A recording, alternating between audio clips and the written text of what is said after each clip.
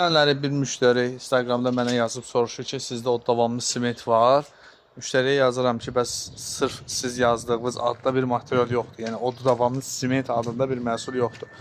Nə istifadə edəcəyinizi desəz, manqaldırmı, təndirdirmi, kürək peçidirmi, rus peçidirmi, ona uyğun hansı o davamlı hörgü məhsulu var, onu sizə deyə bilərik.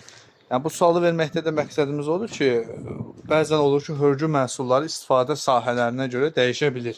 Yəni təndirdə ola bilsin ki, başqa bir material lazım olsun, manqalda başqa bir material daha yaxşı ola bilər.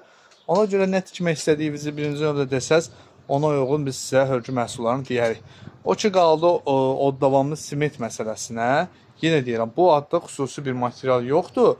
Sadəcə o davamlı kərpicləri hörmək üçün, hansı ki bu kərpiclər Rusiyadan gəlir, 1650 dərəcə istiyə davamlı daşlardır, qızır, uzun müddət, yəni istini özündə saxlayır. Yəni digər o adi daşlardan fərqi ondadır ki, bu kərpiclər həm yüksək temperatura dözümlüdür, həm də qızdıqdan sonra istini uzun müddət özündə saxlayır. Yəni adi kərpiclərdən fərqlənir. Bu kərpicləri hörmək üçün mağazamızda onun hörgü məhsulları var. Birinci növbədə bu şamotdur.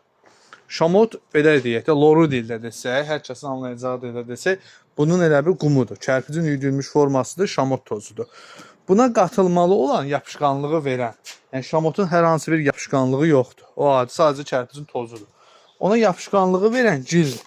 Gil mağazamızda 2 cürə var. Bu gördüyünüz Glina Agniforniya yazılan yerli məhsuldur. Bu yerli Azərbaycanın gilidir. Bir də mağazamızda Rusiya istehsalı gil var. Bu kisədə gördüyünüz Rusiya istehsalı. Burada da qeyd olunub, istehsalçı ölçü 5 kiloqramlıq kisədə olur və 8 kiloqramlıq kisədə olur. Bu gillər isə o yekə kisələri görürsünüz. Bunlar hamısı Rusiyadan gəlmə məhsuldur. Biz bunu elektron tərəzi ilə, burada elektron tərəzimiz var, qablaşdırırıq. Tam dəqiq çəkiyə uyğun bu məhsullardan söhbət gedir, gildən söhbət gedir. 5 kiloqramlıq yığırıq və 8 kiloqramlıq qablaşdırmada bizə məxsusdur. Bunu bu formada hazırlayıb müştərilərə satışını edirik. Yəni şamot tozu ilə ya yerli gili su ilə qarışdırıb istifadə edə bilərsiniz, o davamlı kərpiclərin hörgüsündə, və ya şamot tozu ilə Rusiya gilini qarışdırıb istifadə edə bilərsiniz.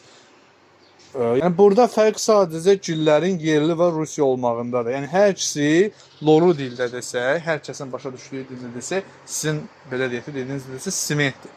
Amma yenə deyirəm, o davamlı kərpiclərin ikincisində adi bildiyimiz qum siment istifadə olunmur. Şamot tozu istifadə olunur və gil istifadə olunur. Gilin sadəcə fərqi yerli və Rusiya istehsalı olmağındadır. Rusiya istehsalı gilin yapışqanlığı, tutumu daha güclüdür.